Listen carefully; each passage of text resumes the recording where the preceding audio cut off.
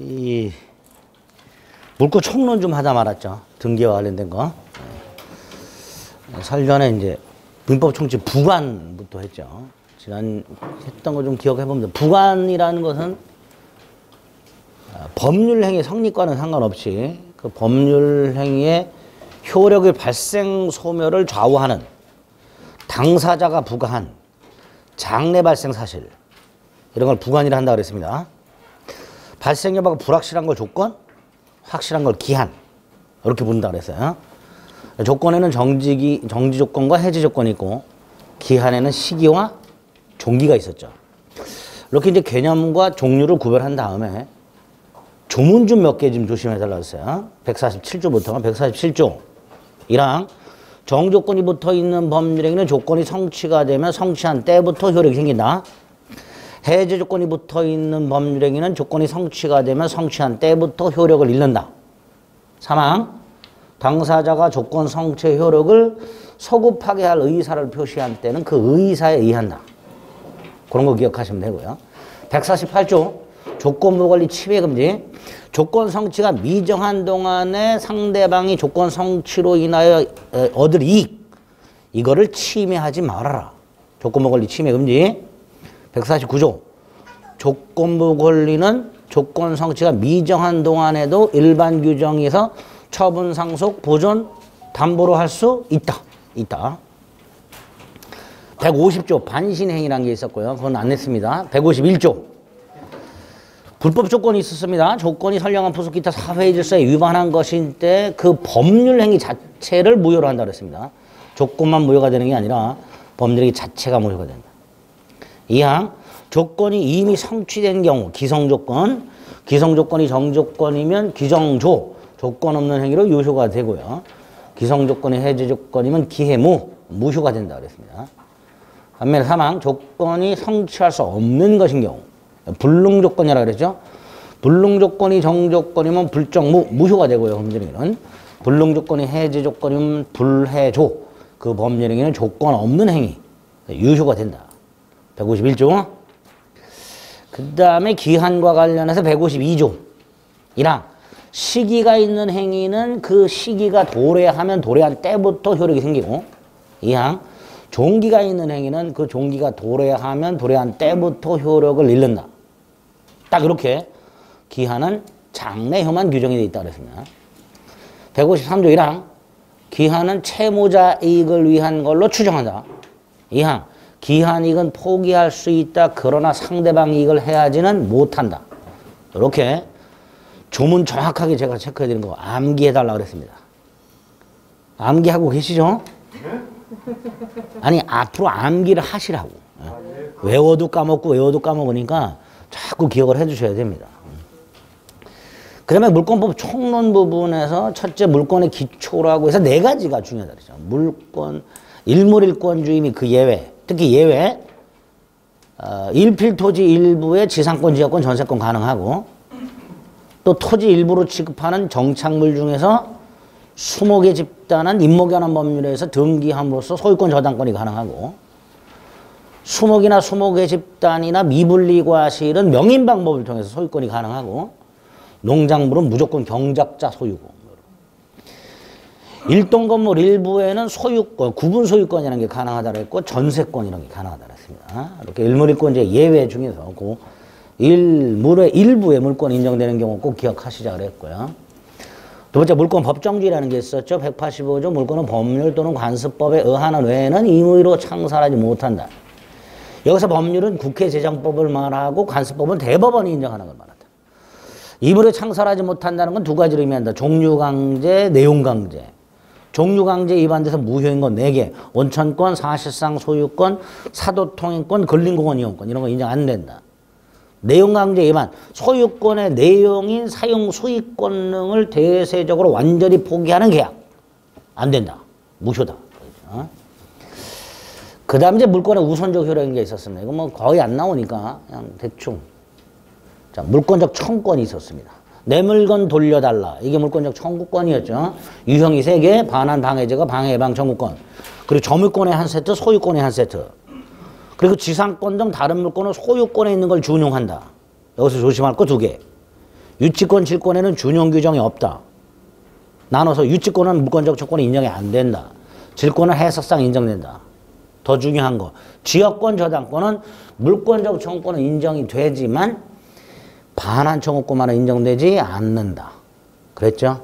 그리고 물권적 청구권과 손해배상 청구권과의 관계. 불가항력적 침해의 경우에는 물권적 청구권만 침해자의 고의과실이 있다면 물권적 청구권 외에 손해배상 청구권도 인정이 된다. 일단 그 정도 기억해달라. 물권 변동에서는 일단 유형이 크게 네 가지가 있어요. 법률 행위한 부동산 물권 변동과 동산 물권 변동.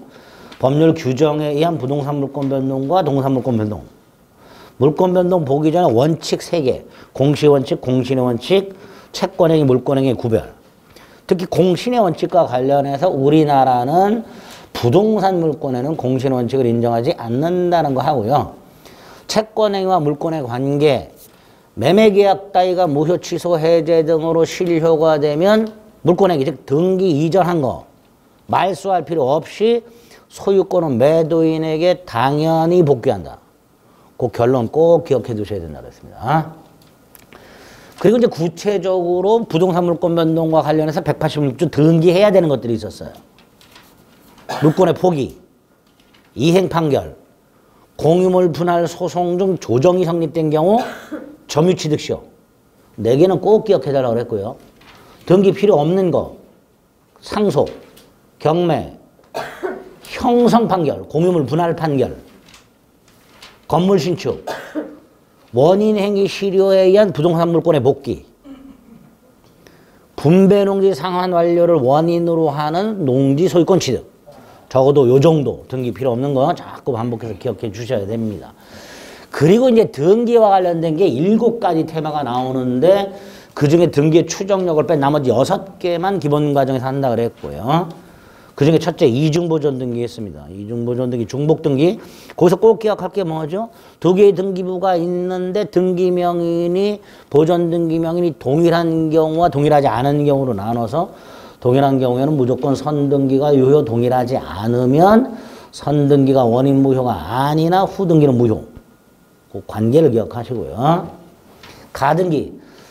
부동산 매수의 이전 등기 청구권 같은 장래 발생하는 물권 변동을 목적으로 하는 청구권의 순위를 보존하는 등기. 청구권 순위 보존 가등기 그랬죠. 가등기에 의해서 그 다음 본등기가 되면 여기서 기억할 거 첫째 본등기를 누구를 상대로 청구한다? 가등기 당시 등기 명의인. 본등기 하면 순위가 소급한다. 그래서 가등기와 본등기 사이의 제3자 등기는 직권 말소된다. 세 번째 본등기 했을 때 소유권 취득한다. 소유권 취득 효과까지 소급하는 것은 아니다. 마지막으로 가등기 부기등기로 양도할 수 있다. 가등기 가등기. 세 번째가 중간생략 등기. 갑을병으로 수차 매각이 됐고 가운데 을을 생략한 채 등기한다. 미등기 전매. 금지하고 있으나 단속 규정이어서 행위 자체는 유효하다. 요건은 당사자 전원 합의. 합의가 있으면 병은 갑에게 직접 이전 등기 청구할 수 있다. 두 번째 합의가 있다 하더라도 갑을 을병 매매가 사라지는 것은 아니다. 세 번째 합의가 있음에도 불구하고 대금 미지급을 이유로 갑은 병의 청구를 거절할 수 있다. 합의가 없다면 병은 직접 청구는 못하고 을을 대위에서만 청구할 수 있다. 합의가 없음에도 불구하고 등기가 되면 일단 그 등기는 유효하다. 요 정도. 마지막으로 등기는 하지 않고 점유하고 있는 자. 소유권 없다. 점유권 있다. 과실 수취할 수 있다. 이전 등기 청구는 원칙적으로 10년의 소멸시에 걸리되 점유하고 있으면 또 점유하다가 미등기 전매를 통해서 점유를 넘겨줬을 때는 소멸시에 걸리지 않는다. 4가지 했습니다. 등기와 관련해서. 그죠? 2개 남았어요. 196페이지. 디귿. 무효등기의 유용. 자, 등기가 유효 요건을 갖추지 못하면 그 등기는 무효여야 되고 말소를 해야 되는데 재활용하는 경우가 있더라. 그게 무효등기의 유용입니다. 갑소유 땅에 을이 돈을 빌려주고 저당권을 갖고 있다. 을은 갑에게 채권을 갖고 있습니다. 빌려준 돈. 갑이 돈을 갚지 않으면 을은 저당권에 기초하여 땅을 경매러서 빌려준 돈을 회수하게 된다 그랬어요. 그죠? 자, 이 상태에서 만약에 갑이 돈을 갚았다. 채권 소멸하죠? 저당권도 당연히 소멸합니다. 말소 등기할 필요 없이. 그래서 갑이 1월 10일 날 변제를 했다. 그럼 이 저당권은 채권이 소멸하면서 저당권도 당연히 소멸해요. 말소 등기할 필요 없이. 그리고 나서 며칠 있다가 말소를 합니다. 예를 들어서 1월 한 15일쯤 등기가 말소됐다. 그럼 갑이 을에게 돈을 갚은 1월 10일부터 1월 15일까지 등기부에 등기되어 있는 저당권 등기는 무효 등기가 되는 거죠. 그죠? 돈을 갚는 순간 일단 저당권은 소멸했기 때문에 등기는 나중에 말소한단 말이죠. 그러니까 그 사이에 무효 등기가 생겨요. 그런데 1월 15일 날 말소를 하기 전에 13일쯤 을이 또 빌려줬다. 똑같은 액수를. 1월 10일 날 갑이 돈을 갚았는데 등기를 말소하기 전에 을한테 가서 똑같은 돈을 또 빌리고 저 땅을 또 담보로 제공했어. 그럼 원래대로라면 기존의 저당권 등기를 말소하고 다시 저당권 등기를 해줘야 되는 게 맞아요. 그죠? 원칙대로라면. 그런데 이 등기되어 있는 거 굳이 말소할 필요 없이 재활용해도 상관없죠. 왜? 채권자, 채무자 똑같고 채권 액수 똑같고 담보물 똑같고 그쵸? 그러니까 그럴 때 등기가 무효가 됐으나 말소하지 않고 있는 사이에 그 등기와 일치하는 새로운 법률행위가 생긴 경우 그 새로운 법률행위의 등기로 기존의 무효 등기를 다시 사용하는 것을 무효 등기의 유용이라고 부르게 됩니다. 우리 대법원은 이 무효 등기의 용을 굉장히 광범위하게 허용하고 있어요. 저걸 허용해야 등기소의 업무가 경감이 된단 말이죠. 그죠? 원칙대로 하면 기존 등기 말소하고 새로 등기해야 되잖아요. 등기소 일이 2개가 생기는데 재활하면 이거 안 해도 되잖아. 그러니까 광범위하게 허용을 합니다. 여기서 우리는 무효 등기 유용을 인정하지 않는 경우 2가지를 기억하시면 돼요. 무효 등기 유용을 인정하지 않는 게 하나는 이 땅에 을만 저당권을 갖고 있던 게 아니고 병도 저당권을 갖고 있었다. 만약에 근데 갑이 을한테 돈을 갚았다. 저당권 소멸한다 그랬죠. 그럼 이게 1번이 돼요. 그죠? 순위가 올라가요. 근데 이걸 말소하지 않고 있다가 다시 돈을 빌려주면서 이걸 재활용해버리면 말소하지 않고 얘는 1번으로 올라갔다가 다시 주저앉죠. 이건 안 된다. 그래서 무효 등기를 유용하기로 하는 합의를 하기 전에 이렇게 등기부상 이해관계가 충돌하는 제3자가 있는 경우 이럴 때는 무효 등기를 허용할 수 없다. 첫 번째. 또 하나가 표제부 유용이라고 기존 건물이 있었습니다. 이걸 철거하고 새로 지어요. 그러면 당연히 새로 등기부 만들어야 되죠. 근데 그렇게 만들진 않고 이미 철거된 기존 건물 등기부의 표제부를 바꿔가지고 신축한 건물의 등기부로 유용한 경우가 있었습니다. 이런 걸 표제부 유용이라 하는데요. 절대로 허용하지 않습니다. 그래서 무효 등기 유용이 인정 안 되는 거 2가지만 생각하시면 됩니다. 196페이지 디귿에 봅니다. 거기 4줄이 무효 등기 뜻이고요. 얘가 나와 있죠. 그런데 7번째 줄 가면 이러한 무효 등기의 유용은 등기상 이해관계를 가진 제3자가 없을 때 하나여 유효하다. 그죠? 또 하나가 멸실된 건물 등기를 신축한 건물 등기로 유용하는 것은 절대로 인정할 수 없다. 그죠? 무조건 무효다. 그 정도 확인하시면 됩니다. 자, 무효 등기 유용까지 해서 5개 봤고요. 마지막으로 하나 볼게요. 204페이지 가면 등기 청구권이 하나 나옵니다. 등기 청구권 총 6개 보는 거라 그래서 기본 과정에서 마지막이 등기 청구권인데요. 다 등기 청구권이 뭐냐? 간단하죠. 매매 계약을 하면 매수인은 등기 권리자고요. 매도인은 등기 의무자예요. 그리고 둘이 같이 등기소 가서 등기를 신청해야 돼요. 공동 신청해야 돼요. 무슨 신청? 공동 신청이 원칙입니다. 그러니까 어느 한쪽이 상대방에게 가자! 등기하러 가자! 라고 청구할 수 있는 권리가 있어야 되죠. 같이 가도록 하고 있으니까. 한 놈한테 가자! 라고 청구할 권리가 있어야 되죠. 그걸 등기 청구권이라 하는데 가자! 청구권. 그럼 좀 이상하죠. 그러니까 부동산 매수인 같은 등기 권리자가 매도인 같은 등기 의무자를 상대로 등기 절차의 협력을 청구하는 권리. 이렇게 하면 되죠. 그게 등기 청구권.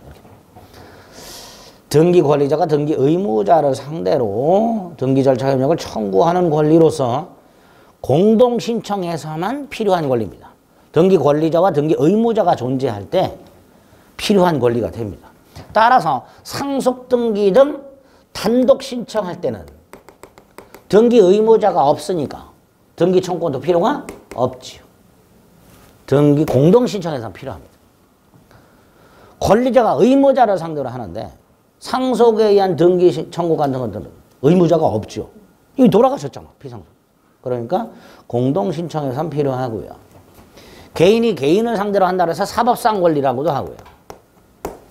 등기를 청구해서 등기를 넘겨받으면 권리를 취득하니까, 즉 물권이 변동이 된단 말이죠. 그죠? 이 물권이 변동되는 걸 실체법상 효력이라고 부릅니다. 실체법상 효력 이렇게 하면 물권이 변동되는구나 이렇게 생각하시면 돼요. 그 실체법상의 효력을 목적으로 하는 권리가 됩니다. 그래서 등기 신청권하고 구별하죠. 등기 신청권은 공동 신청, 단독 신청을 불문하고 단독 신청하든 공동 신청하든 불문하고 등기소를 상대로 국가기관 등기를 신청할 수 있는 자격, 이게 등기 신청권이에요. 등기 청구권하고 개념이 완전히 다르죠. 등기를 신청할 수 있는 자격, 등기소에 등기 서류를 접수할 수 있는 자격, 그게 등기 신청권이 됩니다. 단독 신청, 공동 신청에서 다 필요하고요. 등기소라는 국가기관을 상대로 하니까 공법상 권리이고요. 등기를 신청함으로써 등기 절차가 개시가 됩니다. 절차법상 권리 이렇게 됩니다. 이렇게 등기 청구권과 등기 신청권의 개념과 특징을 구별하시고, 세 번째, 등기 청구는 권리자가 의무자를 상대로 한다고 그랬죠. 그런데 각과 요새 부동산 매매 계약을 했는데 1월 10일 날 등기는 5월 말일까지 넘겨가기로 했어요. 등기를 6월 1일을 기준으로 세금이 부과되니까 갑은 너 5월 말일까지 꼭 등기 넘겨가라 그래서 안 넘겨가. 그럼 갑은 뭐라 그래야 돼? 빨리 가져가라. 등기를 빨리 가져가라. 청구할 수 있어야 되죠. 그걸 등기 인수 청구권, 등기 수취 청구권 또는 등기 인취 청구권 이렇게 보면 다 같은 말이에요. 그래서 등기 청구권은 원칙이 권리자가 의무자를 상대로 하지만 예외, 의무자가 권리자를 상대로 등기를 빨리 가져가라 청구할 수도 있다. 이렇게 되죠. 이렇게 일단 등기 청구권의 개념과 구별 좀 확인한 다음에, 자, 등기 청구권은 중요한 게요, 성질입니다. 등기 청구권은 채권적인 놈이 있고 물권적인 놈이 있어요. 성질이. 이걸 왜 구별하냐면 소멸시효 때문에 구별합니다. 권리를 일정 기간 행사 안 하면 소멸하는 제도가 있다고 그랬죠. 그게 소멸시효예요. 채권적인 놈은요, 원칙이 10년에 소멸시효 걸려요. 반면에 물권적인 놈은 소멸시효 걸리진 않아요. 그래서 등기 청구권의 성질을 구별할 수 있어야 돼요. 그리고 대부분이 채권적입니다. 그래서 예전에 다음 등기 청구권의 법적 성질이 다른 하나는 이런 문제가 나온 적이 있고요. 4개가 채권적이었고 하나가 물권적이었습니다. 그거 골라낼 수 있어야 됩니다. 자, 그럼 어떻게 구별하는가? 발생 원인 가지고 구별합니다. 등기 청구권이 발생하는 원인. 매매 계약과 같은 법률 행위를 통해서 발생해. 이게 전형적인 채권적 청구권입니다. 대표적으로 뭐가 있죠? 부동산 매수인의 이전 등기 청구권. 그래서 부동산 매수인의 이전 등기 청구권은 원칙적으로 10년의 소멸시효에 걸린다고 그랬습니다. 다만 예외가 있었죠. 점유하고 있거나 점유하다가 점유를 넘겨준 경우. 이때는 소멸시효 걸리지 않는다. 그런 예외, 그 예외가 되는 거예요. 반면에 물권적인 거는 등기와 권리가 불일치해요. 이걸 일치시키기 위한 게 물권적 청권입니다. 우리 알고 있는 게 있죠? 1월 10일 날 각과 을이 A토지 매매 계약을 했고 1월 20일 날 을에게 등기를 넘겨줬는데 30일쯤 계약이 무효 또는 취소임, 무효임이 밝혀지거나 취소가 돼버렸다. 그러면 소유권은 누구한테 복귀가 되고 각, 등기는 누구한테 남아있고 을. 에? 지난주에 했죠. 매매계약과 같은 채권행위, 즉 원인행위가 실효가 되면 물권행위도 당연히 실효가 된다. 따라서 이 등기를 말소할 필요 없이 소유권을 매도인에게 복귀한다. 그죠?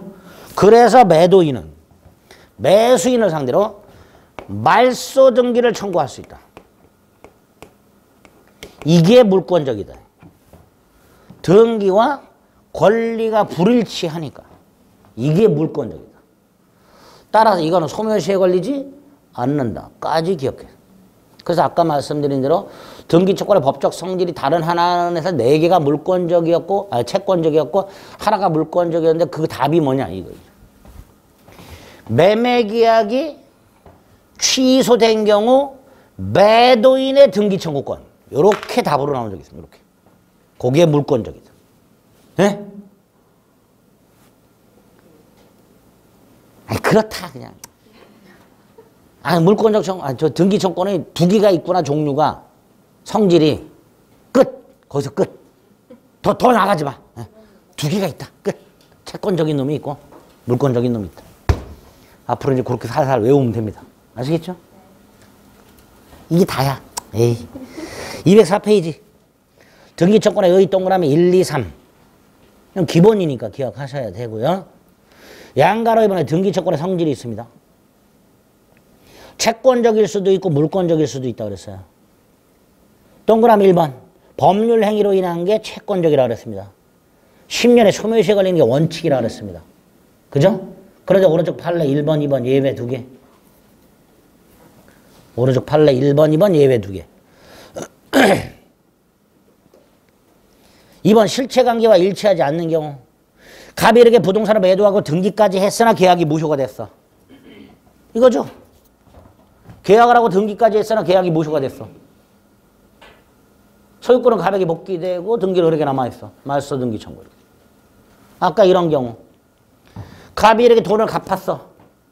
그럼 저당권은 무효가 돼. 그러니까 갑이 을한테 뭐라 그래요? 말소해라. 이런 게 다 뭐다? 물권적이 된다. 등기와 권리의 불일치를 시정하기 위한 등기청권. 이런 게 물권적이다. 됐죠? 그 정도야. 끝. 다 했어. 그리고 이제 아주 어려운 207페이지 하단에 보면 추정적 효력행위가 있습니다. 지금 보면 안 됩니다. 충분히 봤어. 우리는 등기 6개. 이거는 이제 3월달에도 안 할 수도 있어. 5월달쯤 하갖고 하겠습니다. 자, 여기까지가 부동산 물권 변동이고요. 212페이지 가면 동산 물권 변동이 있는데 동산 물권 변동은 거의 안 나오니까 우리 시험에서 아예 안 나온다고 생각하시면 돼요. 하나만 확인합니다. 오른쪽에 보면 213페이지 선의 취득이라는 게 하나 있습니다. 249조가 있습니다. 그 조문만 좀 확인했다가 나중에 써먹습니다. 이거 몇 번. 자, 249조를 보면 시작이 평온하고 공연하게로 시작을 하죠. 그 평온하고 공연하게를 가로로 묶고요. 양수한 자가 뒤로 딱 화살표로. 양수한 자가 그 뒤로. 평온하고 공연하게를 양수한 자가 그 뒤로. 네. 찬찬히 들어보세요. 평온하고 공연하게를 가로로 묶어서 양수한 자가 뒤로 보내라고. 그죠? 아니. 맞아요. 맞는. 평온하고 공연하게를 묶어서 양수한 자가 뒤로 이렇게 보내라. 그래서 이렇게 읽어야 돼요. 동산을 양수한 자가 평온하고 공연하게 선이며 과실 없이 동산을 점유하는 경우 이렇게 읽어야 됩니다. 즉 평온하고 공연하게 선이며 과실 없이가 점유를 수식하는 거예요. 평온하고 공연하게가 양수로 수식하는 게 아니고요. 점유를 수식하는 겁니다. 그러면 양도인이 도둑놈이라 하더라도 양수인은 즉시 소유권을 취득한다. 했었죠. 공신의 원칙에서. 노트북 훔친 놈으로부터 모르고 사면 소유권 취득하는 제도가 선의 취득인데 요거는 이 제도 자체가 중요한 게 아니고요. 뒤에 점유권에서 그 평온하고 공연하게 선의 과실 없이 여기 점유의 태양이라는 타이틀로 점유의 종류라는 타이틀로 내용이 하나 나옵니다. 그때 가서 써먹을 거니까 조문 간단히 확인하세요. 됐지요? 넘어가면 됩니다. 216페이지로 갑니다. 물건에 소멸이 나와 있고요. 여기 물건 소멸 사유를 말합니다. 그 물건 소멸 사유 중에서 네모 3번 소멸시효. 소멸시효라는 건 권리자가 권리를 일정에 행사하지 않으면 그 권리를 소멸시키는 제도라고 그랬어요. 그렇죠? 그리고 보통 채권이 소멸시효에 걸려요. 채권. 그러니까 물건은 소멸시효에 안 걸리는 게 원칙입니다. 그런데 우리 민법상 물건 중에서 지상권과 지역권은 20년간 행사하지 않으면 소멸하도록 규정하고 있습니다. 지상권과 지역권. 거기에 보면 첫 번째 줄에 용익물권이라고 되어 있죠. 물건은 소멸시효에 걸리는 것은 용익물권이라고 되어 있는데 용익물권이 3개예요. 지상권, 지역권, 전세권. 그중에서 전세권은 빠집니다. 전세권의 존속기간은 최장 10년이에요. 따라서 전세권을 20년간 행사하지 않는다는 건 있을 수 없습니다. 그래서 거기 나와 있는 용익물권은 지상권하고 지역권만을 말합니다. 어쨌든 지상권, 지역권은 10년이 아니라 20년간 행사하지 않으면 소멸한다. 그 다음에 이제 4번 혼동이라는 게 나왔습니다. 자, 혼동 중에서 191조 1항만 이해합니다. 오늘. 자, 191조 1항을 보면 이렇게 되어 있죠. 동일한 물건에 관하여 소유권과 다른 물건이라고 된 그 다른 물건이 뭐냐? 제한물건을 말합니다. 용익물권이라든가 담보물권 같은 제한물권을 말하는데요. 그 제한물권이 동일인에게 귀속한 경우라고 되어 있습니다. 그죠? 그러면 그 다른 물건은 소멸한다 이렇게 되어 있습니다. 소유권이 소멸하는 게 아니라 그 다른 물건이 소멸하는 거예요. 소유권이 소멸한다고 출제가 된 적이 있었습니다. 소유권이 소멸하는 게 아니라 그 다른 물건이 소멸합니다. 자, 이게 원칙입니다. 자, 2가지 예를 머릿속에 넣습니다. 갑소유 땅에 지상권자 을이 있더라. 지상권은 타인 소유 토지를 사용 수익하는 권리예요. 그런데 이 상태에서 얘가 땅을 사버렸다. 소유권 취득했다. 191조 1항을 그대로 대입합니다. 동일한 물건에 관하여 소유권과 다른 물건이 동일인에게 귀속이 됐어요. 그죠? 그러니까 다른 물건은 소멸한다. 이게 원칙. 똑같이 갑소유 땅에 을이 돈을 빌려주고 저당권을 갖고 있다가 나중에 갑이 아예 그냥 땅을 넘겨줘 버려요. 소유권 취득합니다. 마찬가지로 동일한 물건의 소유권과 다른 물건이 동일인에게 귀속되었으니까 다른 물건은 소멸한다. 요렇게 될 겁니다. 그죠? 191조 1항 원칙. 조문과 예를 통해서 그 조문을 완벽하게 머릿속에 넣으셔야 돼요. 그런데 예외가 2개가 있고요. 하나가 191조 1항 단서고요. 또 하나가 판례가 인정하는 예외가 있습니다. 191조 1항 단서에 뭐라고 돼요? 다른 물건이 제3자 권리의 목적인 자는 그러하지 아니한다. 소멸하지 아니한다라고 되어 있습니다. 자, 이런 예를 생각하시면 돼요. 갑소유 땅에 지상권자 을이 있었는데 왼쪽과 똑같이 을이 지상권을 담보로 병으로부터 돈을 빌리면서 이 지상권에다가 저당권을 설정해 준 경우를 생각해 봅니다. 가능합니다, 이게. 땅이나 건물만 담보로 제공할 수 있는 게 아니에요. 우리 민법상 지상권하고 전세권 2가지도 담보로 제공하고 그다음 저당권 설정할 수 있도록 돼 있어요. 그러면 이 지상권은요. 병의 저당권의 목적이다라고 얘기합니다. 지상권이 제3자 권리의 목적 이렇게. 예? 이 상태에서 우리 소유권을 취득했을 때 지상권이 소멸하면 이것도 소멸해요. 그럼 병 뚜껑 열리겠지. 그러니까 제3자 이익을 보호해야 돼. 제3자 보호. 따라서 이 지상권은 소멸하지? 소멸하지 않는다. 이렇게 생각합니다. 즉 소유권과의 혼동으로 소멸하는 권리가 제3자 권리의 목적일 때는 소멸하지 않는다 라는 예외가 있습니다. 왜? 제3자를 보호하기 위해서. 또 하나가 판례가 인정하는 게 있어요. 갑소유 땅에 있고요. 1번 저당권자 을이 있고요. 여기에 2번 저당권자 병이 있는데요. 이 상태에서 을이 소유권을 취득했을 때 1번 저당권을 소멸시키면 2번 저당권의 순위가 올라가죠. 어부질이죠. 부당이득이라고 합니다. 병은 아무것도 한 게 없는데 함부로 저당권이 올라가면 안 된단 말이죠. 그러니까 이거 소멸하면 된다 안 된다? 안 된다. 왜? 혼동의 주체인 을 본인을 보호하기 위해서. 소유권과 혼동으로 소멸하는 권리보다 후순위 권리가 존재할 때는 소멸하지 않는다. 이렇게 제3자를 보호할 필요가 있을 때, 본인의 이익을 보호할 필요가 있을 때, 그럴 때는 소멸하지 않는다. 그럼 바꿔 말하면 제3자 이익을 보호할 필요도 없고 본인의 이익을 보호할 필요도 없다. 그럴 때 소멸한다. 이렇게 되겠죠. 그죠? 이렇게 원칙과 예외로 딱 나와서 두 가지를 반드시 기본 과정에서 숙지해 주셔야 됩니다. 조문 확인하고 오른쪽. 양가로 2번의 동그라미 1번과 동그라미 2번의 예외, 기역과 니은. 딱 요 정도. 그거를 머릿속에 달달달 넣었어요.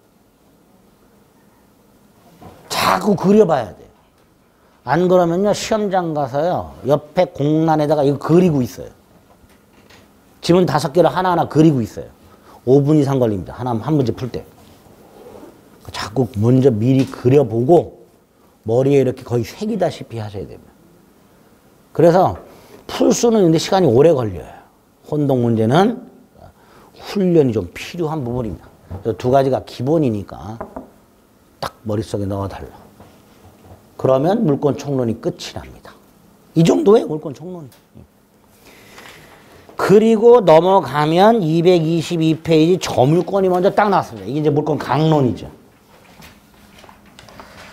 자, 물권 강론 7개 물권이 나온다고 그랬습니다. 물론 이제 우리 민법에 8개가 있는데 우리 시험범위에서는 7개가 나온다고 그랬습니다. 일단 물권은 크게 점유권이라는 놈과 나머지 권리로 구별한다고 그랬습니다. 나머지 권리를 본권이라고 부릅니다. 본권의 대표 선수가 소유권이고요. 소유권을 제한하는 물권이 두 종류가 나옵니다. 용익물권과 담보물권이라고. 이 용익물권, 담보물권 공히 소유권을 제한하는 물권이고요.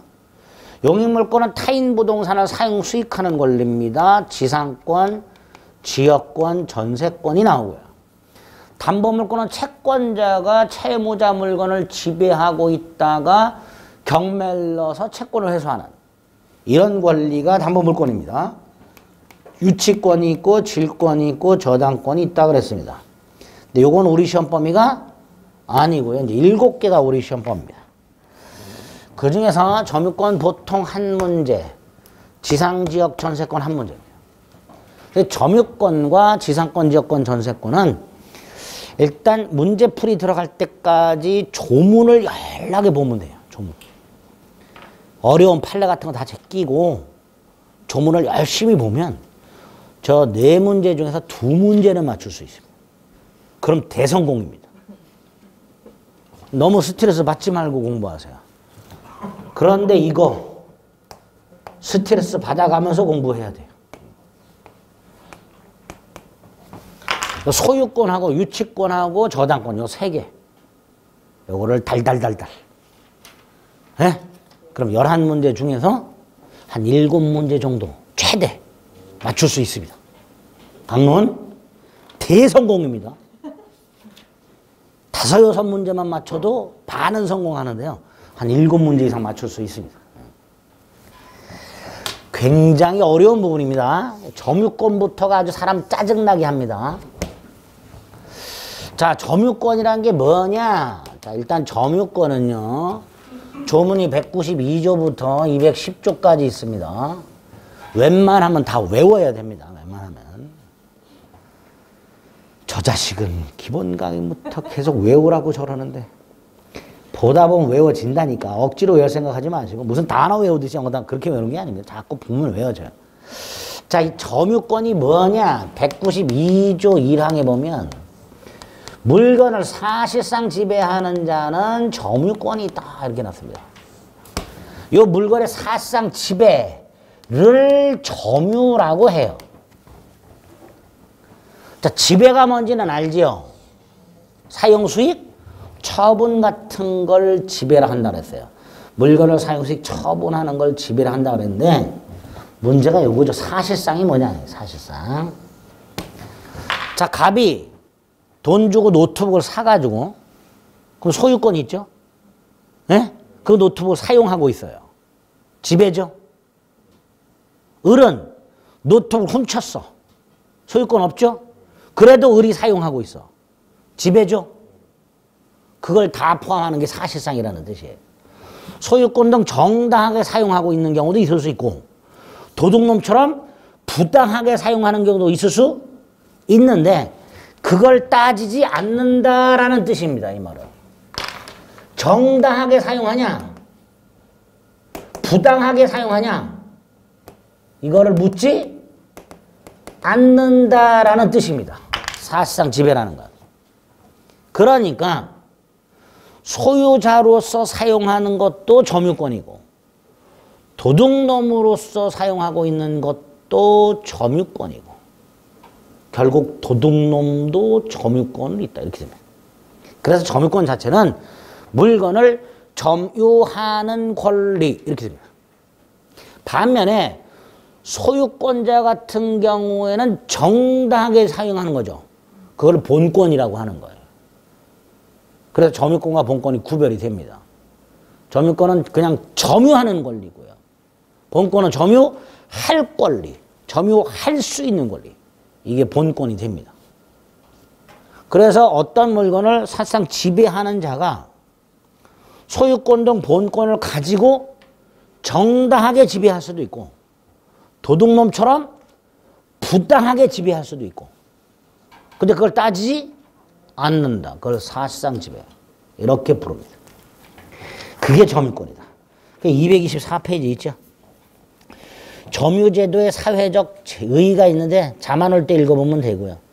네 번째 줄에 보면 소유자로서 노트북을 가지고 있는 경우도 있고 빌려서 사용하는 경우도 있고 훔쳐온 경우도 있고 여러 가지가 있을 수 있는데 그 원인을 묻지 않고 그걸 사실상 사실적 지배 이렇게 말을 한단 말이에요.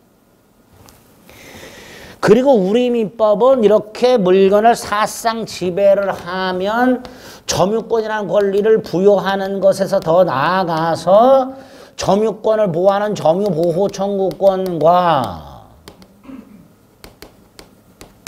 자력구제권이라는 것까지를 인정해주고 있더란 말이죠. 이런 권리까지. 여러분이 지금 책걸상을 사실상 지배하고 계시죠. 근데 이 책걸상에 대해서 여러분이 소유권, 지상권, 지역권, 전세권, 유치권, 질권, 저당권 없지요. 점유권만 있는 거예요. 근데 내가 미리 와서 자리 잡은 것을 누가 뺏어갔다. 당연히 돌려달라고 해야 되죠. 나는 그 책걸상에 소유권은 없지만 돌려달라고 할 수 있어야 돼요. 그게 점유보호청구권이에요. 내 자리를 뺏으려고 해. 내가 미리 자리 잡은 거. 안 뺏길 수 있어요. 내 힘으로.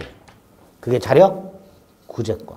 이렇게 점유권이라는 권리 자체에다가 점유보호청구권과 자력 구제권이라는 것까지를 인정해주고 있습니다. 그러려면 물건을 어떻게 해야 돼요? 사실상 지배. 그죠? 소유권자로서 지배할 수도 있고 도둑놈으로서 지배할 수도 있다. 그게 192조 1항이 됩니다. 2항은 뭐라고 돼 있어요? 사실상 지배를 상실하면 점유권은 소멸한다. 결국 사실상 지배가 점유권의 요소가 됩니다. 오른쪽 양가로 위에 동그라미 1번. 사실상 지배라고 돼 있죠? 그죠? 그 밑에 있는 기억, 니은, 디귿 읽지 마세요. 괜히 읽었다가 머리만 빙빙 돕니다. 대번이 사상 지배를 설명한답시고 있다고로 설명을 해놨어요.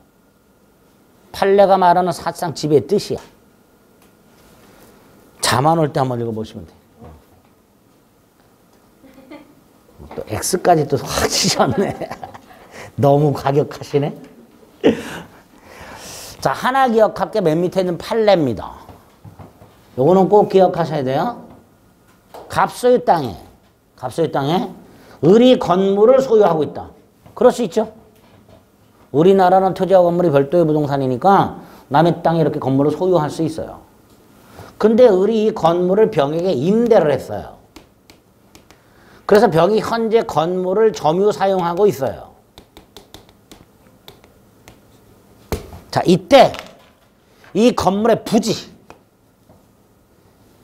이 부지는 누가 점유하는가? 누가 사실상 지배하고 있는가? 토지 소유자냐? 건물 사유자냐? 현재 건물을 사용하고 있는 건물 임차인이냐? 땅을 사실상 지배하고 있는 사람. 이게 누구냐? 에 문제가 생깁니다. 이건 나중에 물권자 청구권과 결합하여 토지 소유권이 침해당하고 있으면 토지 소유권자는 토지 점유자에게 토지 반환을 청구할 수 있습니다. 그죠? 아니, 내가 이 물건 소유자인데 이 물건을 누군가가 무단으로 점유하고 있어. 그럼 나는 그 사람한테 돌려달라고 해야 될 거 아닙니까? 토지도 마찬가지죠. 토지 소유자가 있고 토지를 무단으로 점유하는 자가 있을 때 토지 소유자는 토지 무단 점유자에게 토지 반환을 청구할 수 있어야 돼요. 그러니까 이런 경우에 이 건물이 만약에 무단 건물이라면 갑은 땅을 점유하는 자에게 토지 반환을 청구해야 될 거 아닙니까? 그러니까 땅 점유자가 누군지부터 밝혀져야 된다. 누구냐 말이죠. 건물 소유자. 누구라고요? 건물 소유자. 잊지 마세요. 건물의 부지의 점유자는 누굴 말한다? 건물 소유자. 그게 판례입니다. 그래서 밑에 두 번째 쪽 건물 소유자가 아닌 자가 즉 병이 건물을 점유하고 있다 하더라도 그 병을 부지 점유자로 볼 수는 없다 말이죠. 그죠? 건물 소유자가 건물의 점유자다라고 생각하시면 돼요. 그리고 이제 다음 페이지에 보면 양가라서 한번 점유권과 분권을 구별해 놨습니다. 구별 우리 하고 있죠? 어쨌든 이렇게 물건을 사실상 지배하면 점유권을 인정하는 게 원칙인데 예외가 있더라. 점유의 관념화 또는 관념적 점유라고. 예외는 뭘 말할까요? 보세요. 사실상 지배를 하면 점유권 인정되는 게 원칙이잖아요. 그럼 예외는 뭐야? 사실상 지배하는데도 점유권 인정 안 되는 경우, 사실상 지배를 안 하는데도 점유권 인정되는 경우, 이런 게 예외겠죠. 세 개가 있어요. 상속인 점유, 간접 점유, 점유 보주자. 그중에 오늘 두 개를 구별합니다. 점유 보주하고 간접 점유. 조문 순서상으로는 간접 점유가 먼저인데 194조. 보통 교재가 195조부터 설명을 합니다. 점유 보주자라고. 자, 195조를 보면 이렇게 돼 있죠. 가사상, 영업상, 기타 이상 유황세 타인의 지시를 받아 물건을 사실상 지배하는 경우에 그 타인만을 점유자로 한다 이렇게 돼요. 자, 여기서 가사상 타인의 지시를 받아 점유하는 사람 가사도우미, 영업상 지시받아 점유한 사람 가게점원 생각하시면 돼요. 이때 가사도우미나 가게점원은 그 집이나 가게 안에 있는 물건을 사실상 지배하고 있지만 그 사람들은 점유자가 아니라 점유 보조자라고 부르고 집주인, 가게주인이 뭐가 된다? 점유자. 그러니까 가게 점원 등은 가게 안에 있는 물건을 사실상 지배함에도 불구하고 점유자가 아니다, 점유권이 없다. 그래 관념적 점유가 되는 거예요. 그죠? 그래서 밑에 양가를 본 의의가 있고요. 오른쪽 위에서 세 번째 줄까지 확인하시고 성립요건에 보면 동그라미 2번이 있습니다. 점유 보조자는 점유자로부터 지시를 받죠. 지휘, 명령, 복종관계, 불평등관계가 성립하게 됩니다. 이걸 점유보조관계라고 부릅니다. 그리고 효과. 동그라미 1번 점유보조자는 점유자가 아니다. 따라서 두 번째 줄 점유보호청구권 인정 안 된다. 그런데 동그라미 2번 자력구제권은 인정이 된다. 가게 점원만 있는데 사람들이 들어와서 가게 물건을 막 가져간다. 당연히 가게 점원 막아야 되지요. 그러니까 자력구제권은 인정된다라고 해석할 수밖에 없습니다. 그게 점유보조자. 반면에 한 장을 넘기면 간접점 이게 더 중요합니다. 거기에 보면 이제 6가지 예가 나와 있어요. 다 외울 필요 없습니다. 뭐 지상권, 전세권, 질권, 사용임대차, 임대차, 임시 어떻게 되는데 임대차만 생각해 봅니다. 임대차. 자, 관점적 점유를 보고 있고요. 점유 보조자가 어떤 건지 봤고요. 간접 점유를 보고 있습니다. 갑이 을에게 물건을 임대차를 하여 을이 물건을 점유 사용하고 있을 때 194조 뭐라고 그랬어요? 을로 하여금 점유하게 한 자는 간접으로 점유권이 있다. 결국 임대인이 간접 점유자가 되는 거고요. 임차인이 직접 점유자가 됩니다. 여기서 임대인, 물건을 사실상 지배하지 않지요. 그래도 점유권이 인정이 됩니다. 그러니까 관념적 점유가 되는 거죠. 두 번째, 둘 사이에는 평등한 계약관계가 존재합니다. 점유 매개관계라고 부릅니다. 점유 매개관계?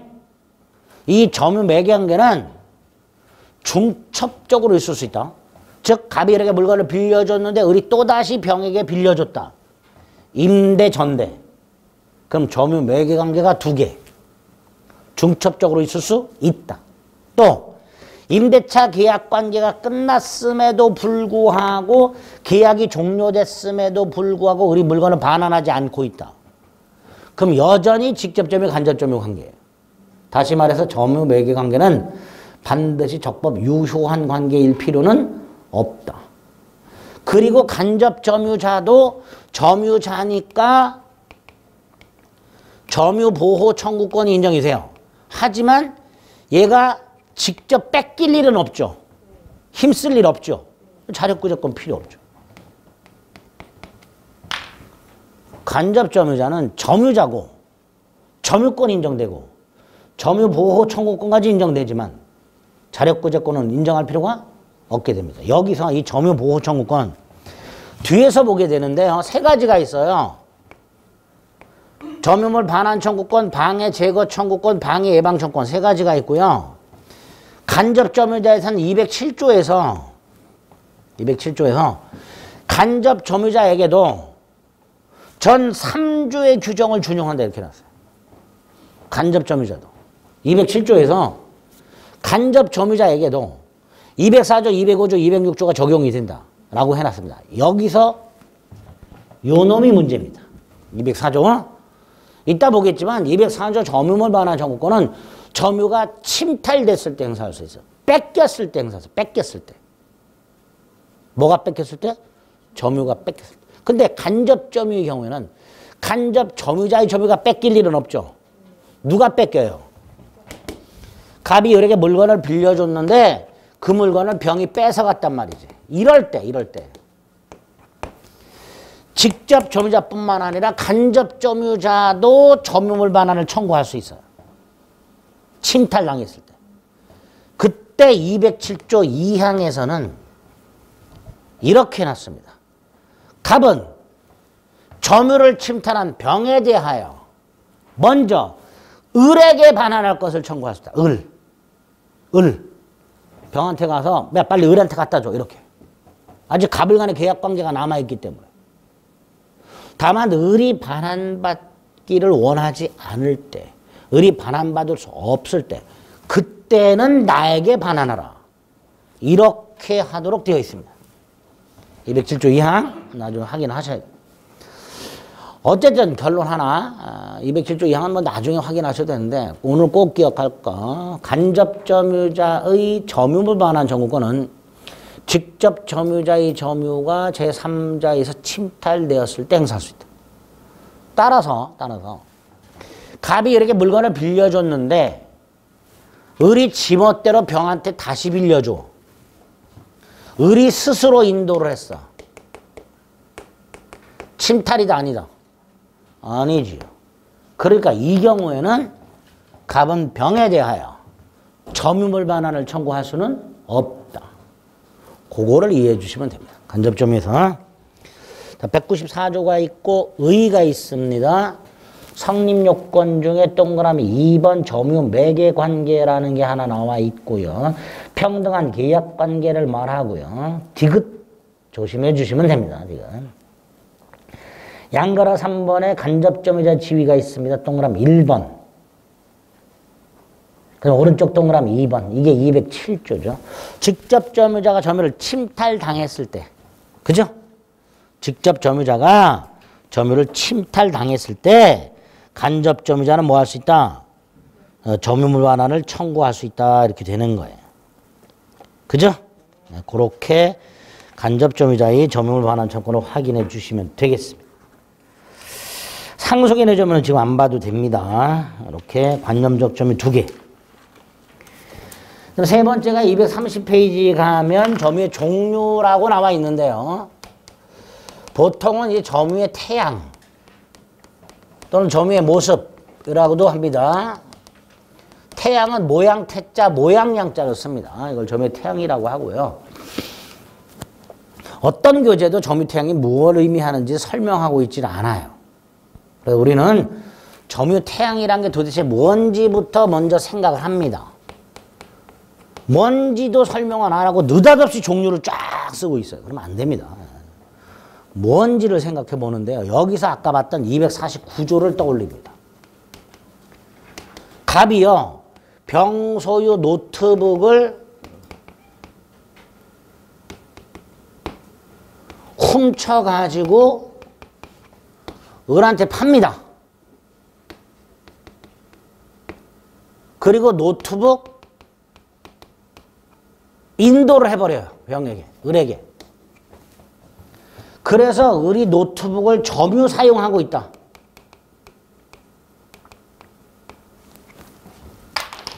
병소유 노트북을 갑이 훔쳐가지고 을한테 팔았다. 그래서 현재 을이 그 노트북을 사용하고 있다. 라고 생각하십니다. 자, 이때 을은 노트북을 점유하니까 무슨 권은 당연히 인정돼요? 점유권은 당연히 인정되죠. 그죠? 문제가 돈 주고 샀으니까 을은 뭘 취득해야 돼요? 소유권.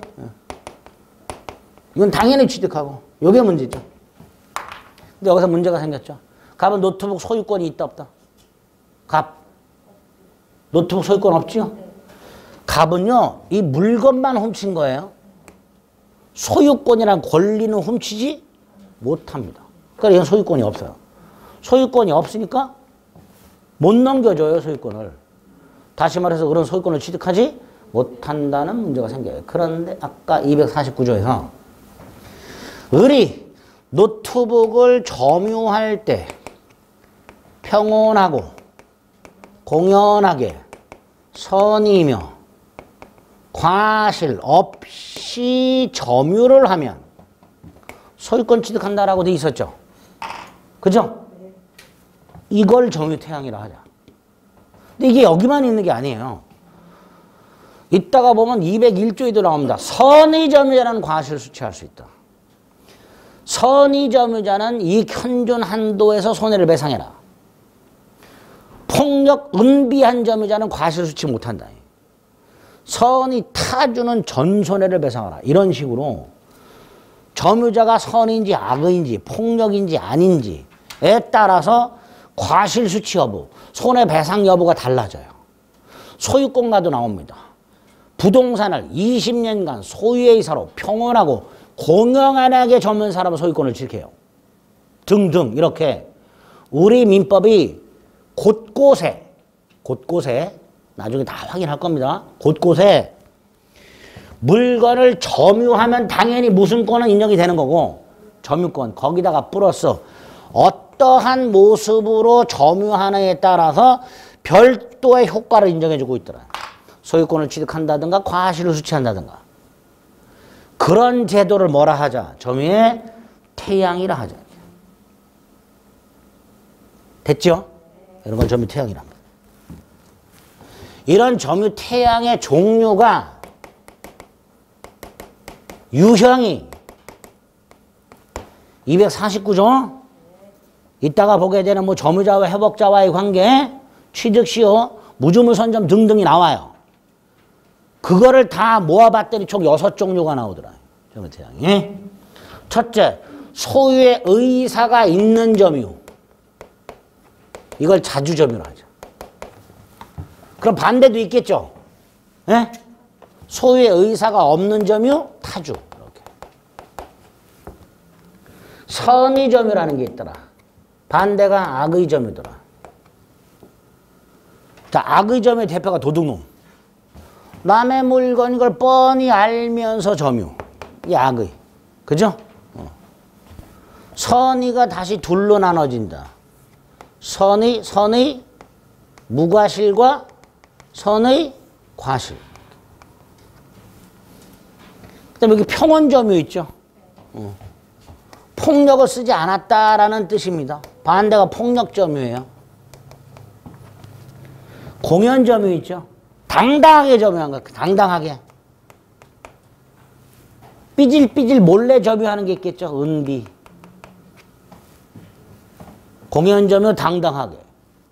은비점유 몰래. 이렇게. 취득시효 가면 5년, 10년, 20년 계속 점유해라. 일정 기간 계속 점유. 중간에 끊기면 어떻게 돼요? 불계속이 되겠죠. 이런 식으로. 총 6가지의 점유태양이 나옵니다. 그 6가지 점유태양 중에서 선의 취득 같은 경우는 4개를 요구해요. 평온하고 공연하게 선이며 과실 없이. 나중에 무주물 선장 가면 요거 하나가 필요해요. 등기부 칠시효 가면 6개가 다 필요해요. 그러니까 이 6개가 항상 다 필요한 게 아니고요. 6개 전부 또는 일부를 요구합니다. 선의 취득 같은 경우는 4개를 요구한단 말이에요. 어찌됐건 왼쪽에 있는 경우를 인정받으면 권리를 취득하거나 과실을 수취하거나, 그죠? 플러스 효과가 생겨요. 그래서 왼쪽을 하자가 없는 점이요. 이렇게 말해요. 반면에 오른쪽은 권리를 취득한다 못한다? 못하죠. 마이너스 효과가 생겨요. 이걸 하자 있는 점이에요. 이런 식으로. 이렇게 총 6가지의 점유태양이 있다. 요게 머리에 딱 뼈대가 이렇게 잡혀있어. 아, 이런 걸 점유태양이라고 하는구나. 이런 종류가 있구나. 그 다음에 이게 어디에서 써먹고 어디에서 중요하냐 말이죠. 그죠? 그걸 봐야 돼. 그걸 이해해야 됩니다. 그거는 잠시 쉬었다가 보겠습니다.